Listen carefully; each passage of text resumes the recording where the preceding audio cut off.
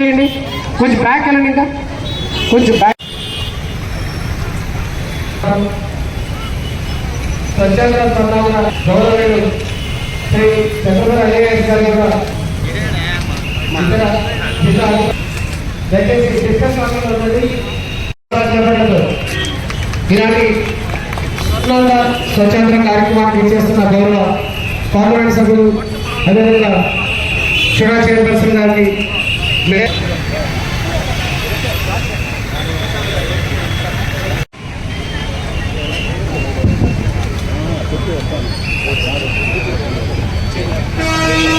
Please position, take position for pledge. Swarnandhra స్వచ్ఛాంధ్రలో భాగంగా ఈరోజు స్వచ్ఛతా ప్లెడ్జ్ తీసుకోవడానికి అందరూ పొజిషన్లో వచ్చి నా పరిసరాల పరిశుభ్రత కొరకు ప్రతిరోజు కొంత సమయం కేటాయిస్తానని నా వంతు కృషిగా స్వచ్ఛతా కార్యక్రమాల కొరకు శ్రమదానం చేసి పరిశుభ్ర ఆంధ్రప్రదేశ్ సాధించే సంకల్పానికి కట్టుబడి ఉంటానని ఈరోజు పరిశుభ్రత గురించి నేను వేసిన ఈ ముందడుగు ఆంధ్రప్రదేశ్ రాష్ట్రాన్ని శుభ్రపరచడంలో సహాయం చేస్తుందని నమ్ముతూ ఈరోజు నుండి నా తోటి వారికి కూడా స్వచ్ఛతపై మరి ఒకసారి ఉపయోగించే పారవేయ ప్లాస్టిక్ వస్తువులను నివారిస్తూ పునర్వినియోగ వస్తువులను ప్రోత్సహించడంపై అవగాహన కల్పించే దిశగా ప్రయత్నిస్తానని మన ఆంధ్రప్రదేశ్ను స్వచ్ఛ ఆంధ్రప్రదేశ్గా తీర్చిదిద్దేటట్లు నా వంతు కృషి చేస్తానని ప్రమాణం చేస్తున్నాను.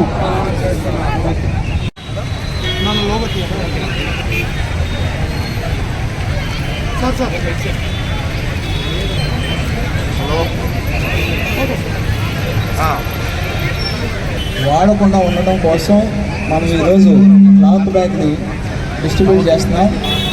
అందరూ దుకాణాలకు వెళ్ళేటప్పుడు, సూపర్ మార్కెట్కి వెళ్ళేటప్పుడు, లేకపోతే ఇంకేదైనా ప్లాస్టిక్ బ్యాగులు అడగకుండా ఈ బ్యాగులను వాడండి, దానికోసం ఇస్తున్నాము. ఈ బ్యాగులను తీసి లోపల పెట్టి మళ్ళీ ప్లాస్టిక్ వాడద్దు, మనం ప్లాస్టిక్ని పక్కకు పెట్టేద్దాం, ఈ బ్యాగులు వాడదాం. సో ఈ బ్యాగ్ని ఇప్పుడు మనం సినిమాలుగా పెడతాం. ఇంకా ముందు షాపుల్లో కానీ లేదా వేరే చోట కూడా ఈ బ్యాగులు పెట్టమని మనం అందరం రిక్వెస్ట్ చేయాలి. స్వచ్ఛ భారత్ ఉద్యమంలో భాగంగా ఈరోజు మనం స్వచ్ఛాంధ్ర ఉద్యమం చేస్తున్నాం. దీనిలో భాగంగా విద్యార్థులకి, తర్వాత హౌస్ వైఫ్స్కి, తర్వాత ఎంప్లాయీస్కి, బయట తిరిగే ప్రతి ఒక్కరు కూడా ప్లాస్టిక్ వాడకాన్ని తగ్గించి కాటన్తో చేసినవి ఆరోగ్యకరమైన బ్యాగ్స్ వాడాలని చెప్పి ఒక అవేర్నెస్ క్రియేట్ చేస్తున్నాం. ఈరోజు ముఖ్యమైన ఉద్దేశం ఏంటంటే సింగిల్ యూజ్ ప్లాస్టిక్ని తగ్గించాలి. సింగిల్ యూజ్ ప్లాస్టిక్స్ అంటే మీ అందరికీ తెలిసినటువంటి ప్లాస్టిక్ బ్యాగ్స్, తర్వాత వాటర్ బాటిల్స్ చిన్నవి వస్తాయి, వాటిని తగ్గించి మనం ఈ కాటన్ బ్యాగ్స్ ప్రతితో తయారు చేస్తే ఆరోగ్యానికి మంచిదైన కాటన్ బ్యాగ్స్ వాడమని చెప్తున్నాం. అట్లాగే వాటర్ బాటిల్స్ కూడా రిపీటెడ్ యూజ్ ఉండే తయారవుతుంది, వాటిని వాడమంటున్నాం. వాడి పడేసేవి కాకుండా ఈ విధంగా మనం స్వచ్ఛాంధ్ర ఉద్యమంలో క్లీన్లీనెస్ పాటించడానికి చెప్తున్నాం. రోడ్ల మీద ఉన్న చెత్తని పడేయటమే కాకుండా మనం వెళ్ళేటప్పుడు ఏదైనా చెత్త కనపడితే దాన్ని తీసి డస్ట్బిన్లో వేయాలి. మనం పడేసే చెత్త కూడా మనం తీసుకెళ్ళి డస్ట్బిన్లో వేసే విధానం పాటించాలని చెప్పి మనం అవేర్నెస్ క్రియేట్ చేస్తాం. ఇతర పాశ్చాత్య దేశాల్లో కానీ ఇతర కంట్రీలో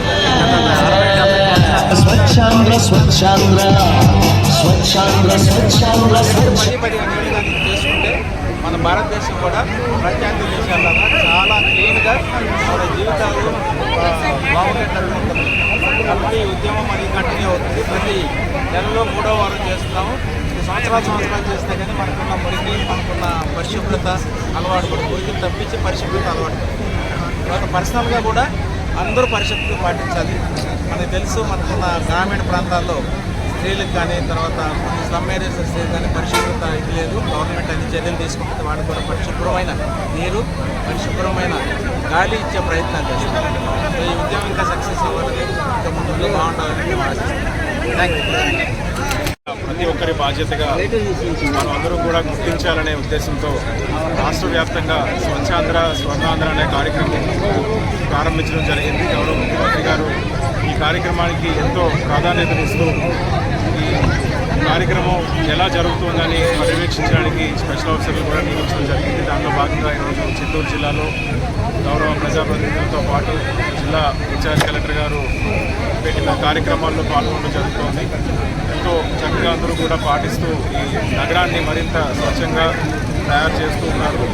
మనం ఈరోజు చూస్తున్నట్టయితే మున్సిపాలిటీల్లో చాలా లెగసీ వేస్ట్ కూడా ఉంది. అటువంటి వాటిని పారేయకుండా చెత్త కాదని దాన్ని చెదరిన సంపదగా భావించాలని రీయూజ్, రెడ్యూస్ మరియు రీసైకిల్ అనే విధానంతో వేస్ట్ మేనేజ్మెంట్ జరగడంతో పాటు మన రాష్ట్రంలో ఎంతో